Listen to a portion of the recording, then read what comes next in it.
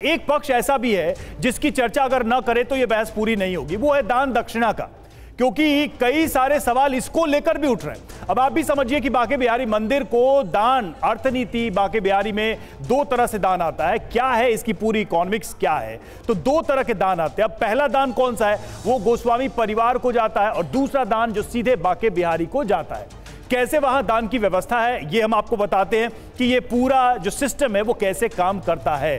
तो गोस्वामी परिवार को जो दान जाता है उसके बारे में जानिए। तो भक्त मंदिर में मूर्ति के सामने दान रखते हैं और दान गोस्वामी परिवार के उस दिन सेवा कर रहे व्यक्ति को जाता है। हर दिन 1 से 3 लाख रुपए तक का दान आता है। यह भी एक आंकड़ा आया है हमारे सामने। उत्सव के दिनों में ये संख्या बढ़ जाती है, आंकड़े बढ़ जाते हैं, 15 लाख रुपए तक भी पहुंच जाते हैं, ये भी दावा किया जाता है। अब आइए बांके बिहारी को जो सीधा दान जाता है उसके बारे में क्या जानकारी है। तो मंदिर के आंगन में 5 से ज्यादा दान पेटियां रखी गई हैं।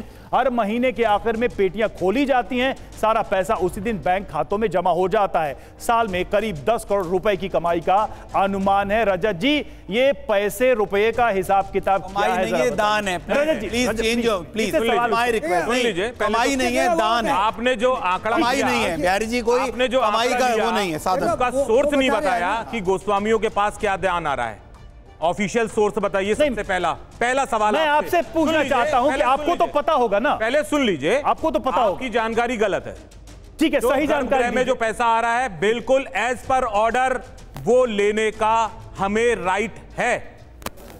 कोर्ट हमने कहा कि आपका राइट नहीं है। सुन लीजिए, हमने ये तो कहा क्या कि राइट नहीं है। 39 की डिग्री के तहत ये अधिकार प्रत्येक गोस्वामी परिवार को है जिसकी बारी है। रजत जी नहीं, रजत जी एक मिनट रजत जी सुनिए, नहीं रजत जी सुनिए ये अधिकार मैं आपके लिए प्रश्न रिफ्रेम कर देता हूं। आपने ये कहा कि है गुल्लक है, मैं आपके लिए प्रश्न रिफ्रेम कर देता हूं। देखिए एक तो ये दान की बात करी, मैं उसी को क्लियर कर रहा हूं।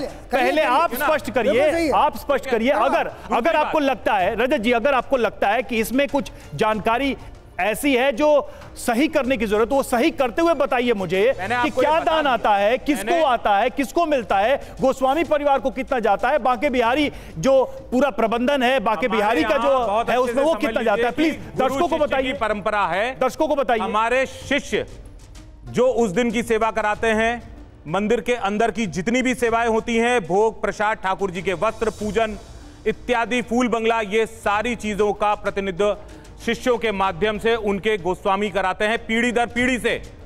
इसके रिकॉर्ड मेरे प्रश्न का उत्तर नहीं दिया आपने। सुन लीजिए मेरी बात। मैंने नहीं, वो सब हम जानते हैं। हम जो एक्सक्लूसिव जानकारी आपसे चाहते हैं समझ में आ जाएगा ये जो, हाँ सुन लीजिए, ये समझ में आ जाएगा।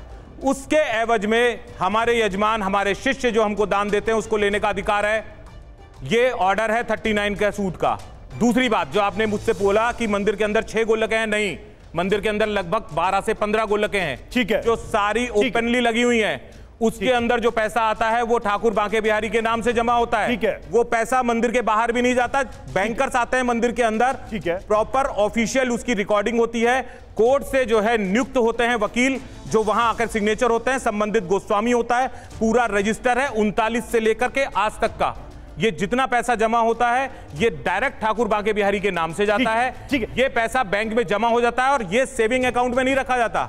ये सारा का सारा पैसा उनके एफडीज में कन्वर्ट हो जाता है। ये बात तो हमने भी कही कि ठीक है, हो सकता है नंबर्स में हम हमारे अंतर हो की व्यवस्था, रजत जी, नंबर्स में हमारे अंतर हो, लेकिन हमने भी यही कहा। और सब चीजों का वे होता है। एक चीज रजत जी मैं भी ये कह देना चाहता हूं आपसे कि और इसका ऑडिट होता है हमें इससे हमारे यहाँ प्रबंध कमेटी या सिविल जज जूनियर डिवीजन पर हमें इससे कोई आपत्ति नहीं है कि दान आता है, उसका उपयोग जो है बांके बिहारी मंदिर के लिए होता है, गोस्वामी परिवार को उसमें क्या, हमें इससे कोई आपत्ति नहीं है। हम तो एक उसके माध्यम की बात कर रहे हैं। दिनेश गोस्वामी जी, अब एक, हाँ ठीक है, रिस्पॉन्ड करिए। उसने जो कहा है उसमें कहीं कोई गलत नहीं कहा है, यानी हमारी जो स्कीम है 1939 की, है नहीं, उसमें हमारे पूर्वज एकदम स्पष्ट करके गए थे, एकदम स्पष्ट है उसमें कि भेंट वो प्रबंधन की होगी, जो भी प्रबंधन होगा, और जो नौछावर है वो ठाकुर जी की होगी।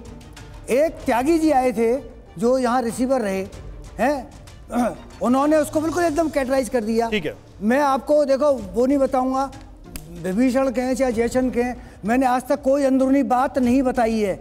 मैंने कोई रिटर्न में समर्थन नहीं किया है, ये ठीक है। उस प्रबंधन को क्यों मारा जाता है, उसके पीछे कहानी है। धमकी तो दे रहे हो कि क्या बताइए। एक मिनट, आप सारे चैनलों में तो वृंदावन की और पूरे ब्रज की बुराई कर रहे हो, वृंदावन की बुराई कर रहे हो, नारी जी की बुराई कर रहे हो, गोस्वामी परिवार की बुराई कर रहे हो। विष्णु जी, क्या छोड़ा है आपने, और उसके बाद कह रहे हो कि बिल्कुल झूठ बोल रहे हो, मैं बहुत सारी चीजें बताई नहीं, झूठ बोल रहे हो, बचाए बताने की। ठीक है, मैं देखिए, मेरा इंटरेस्ट आपके एक दूसरे के प्रति क्या विचार है, इस पे मेरा कोई बहुत ज्यादा इंटरेस्ट नहीं है। मुझे लगता है दर्शकों का भी नहीं है। आपके जो विचार है एक दूसरे के प्रति, ठीक है, रखिए, उसका सम्मान है जो भी है,